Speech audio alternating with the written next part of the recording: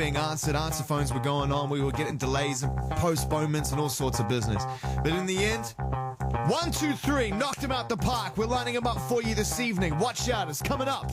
We got Brandon Flowers from The Killers, an exclusive chat about their forthcoming shows, plus some great information about their forthcoming new record. Luke, Jennifer. Can I begin our first conversation in quite some time, Brandon Flowers, by wishing you on behalf of all of your fans a very happy birthday. Oh, thanks. This is the most important point of business for everybody who's a fan of you and your music and your band, The Killers, man. They wanted me to wish you a happy birthday, dude. What are you doing?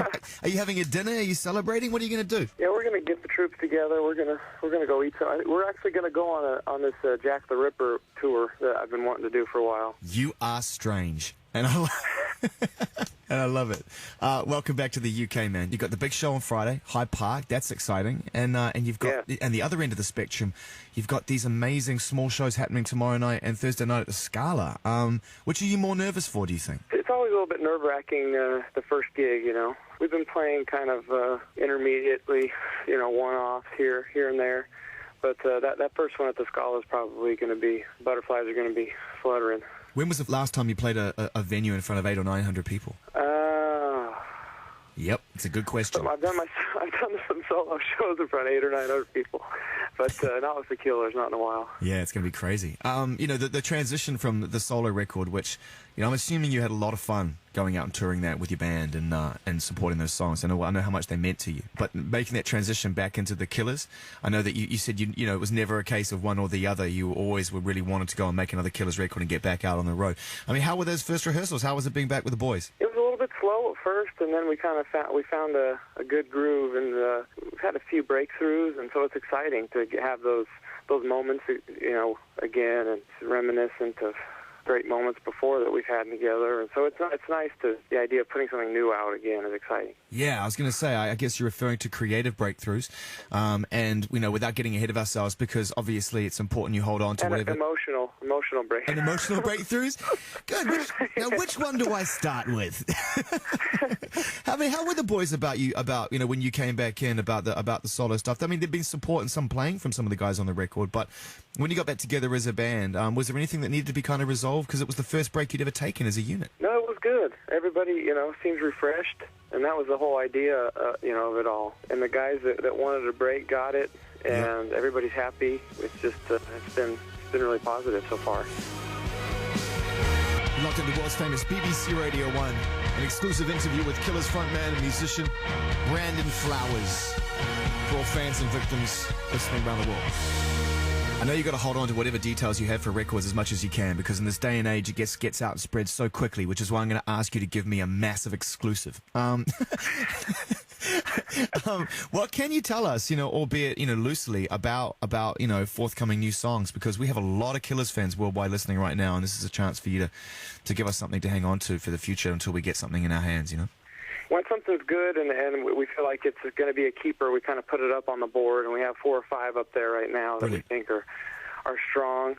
I don't know. I don't know. I don't want to really get That's fair enough. Man, that's great. I mean, are you thinking about working with a producer? Have you been working just with an engineer on your own on these demos or these songs? Yeah, we have this guy that helps us out. He's an engineer. We call him Root. So he's always there recording. That's been a strange process. We've never done that. We record everything, and we go back in and we listen, and it gives you a whole new perspective on things. Sometimes it just is, you know, sounds awful. You wouldn't believe that we get paid to do this, and other times it's, you know, it's like, oh, I didn't realize that sounded so great. Yeah, you know, so it's really been fun. What was really great going back and listening to your solo record just recently actually was reminding myself just how open and honest you'd been on that album as a songwriter, and how direct you'd got to the core of your subject matter. I think you'd done that throughout with the Killers, but you'd also had fun with ambiguity and characters and all sorts of things as well, which I guess being in a band affords you the right to do that.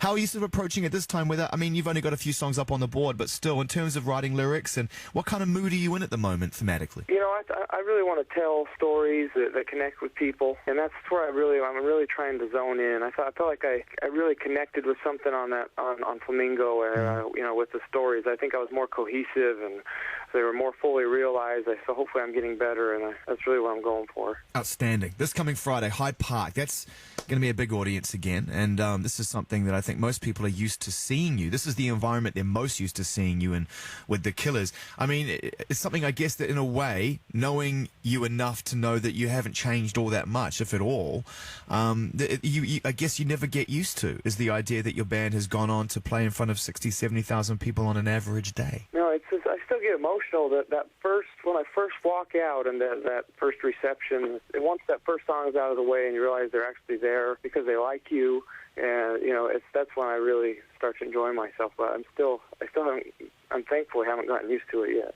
Do you still get that moment when you walk up to Big Dave, and you know what's next on the set list because his fingers are spread across the 6.5 mile reach on the guitar board, and he's about to unravel that impossibly difficult chord that only a man with freakishly long fingers can play, and traditionally you sort of drape your arm around him and you know what's coming because it's a song that changed your career. Do you still get those goosebumps knowing he's about to chime those chords? Yeah, I still, I'm not tired of it. I still, played Mr. Brightside I don't know how many times or whatever it is. It still is a big thrill you know something's going to elevate as soon as Dave takes that stance and gets the fingers in the right spots, and it's exciting. Ronnie Vannucci's Posh Hotel Room. That's Ronnie who bangs the drums for the Killers, right? Yes, I did actually. He has got a code name. I did actually have to use a code name, and here's what happened. Hard Rock Calling this week then with your band with the Killers. Yeah. Are you ready for it? You ready to go again? I think so. We'll find out. Do you need to rehearse? I mean, you've been away from the boys in the band for more than a year or so. Yeah. Have you got back into a room together and rehearsed? Yeah. Well, we've been in a room all month, so we've been around each other. That's probably 80% of it. Just kind of getting around each other and sharing the same brain. Can you give us an exclusive here, Ronnie? What you're going to do prior to Hard Rock Calling? Because there's lots of rumours doing rounds that you might be turning up at Glastonbury. That you got these warm-up shows. Oh, I heard that somebody said that there's supposed to be a secret guest for Glastonbury, and was asking me like more than 3 times, like, hey, what's going on? Sorry, you guys, when are you leaving? They're getting around to it. And I said, well, we're not doing that gig if that's what you mean. Everybody thinks we're doing it. It's not us. Right, okay, that's kind of an exclusive. Then the Killers are not doing Glastonbury, everybody. Yeah. That's the rumours that are going around on Twitter and everywhere, Yeah. that you're going to be popping up somewhere on that bill, but that's not the case. Yeah, afraid not. When you do Hard Rock Calling, I know the Kaiser Chiefs are playing with you. We had Ricky on the show the other day. They're back for a new album, and he was saying nice things about your band. And you two, because we played the Kaisers a lot, you got a bit of history, right? I mean, you toured with the Kaiser Chiefs back in the day. Maybe you're one of your first times in England, right? Yeah, we're coming up together, us two. Yeah, it's about the same time, wasn't it? Yeah, nice group of dudes. When was the last time you bumped into them? Oh, gosh, it's been a couple of years now. I think we were at some awards show, and we ended up having a whiskey contest. All right. Who won? I won, I think. Yeah, of course. Yeah. And what else can I get? Give me, Ronnie. Give me one song. This is, as far as exclusive stuff, I think this is about as good as we're going to get. Give us one Killer song that you definitely will play at Hard Rock Calling, and one Killer song you definitely won't. Come on, you can do that much. Man, Come on. I can't do that. What, one song that you will, one song you won't? One song that we won't play? Yeah. Okay, we won't play Don't Shoot Me Santa from it's one of our Christmas songs. Okay. We will not be playing that one. Will you be playing any of your string of Christmas songs in the song? I don't think we will. One final thing, Ronnie. There's been a lot of talk about this performance. It's your first time back in the UK for a while, and you pulling out a big talk song, maybe Brandon doing a song from his solo album. I don't know about the other two, but is there any truth in those rumours? Are you going to encore? Are you going to encore with solo stuff? No, I don't think we are. Just push Brandon aside, take the mic, and do the first song of the encore. Do a big talk number. Yeah, we'll see what happens. Come with me.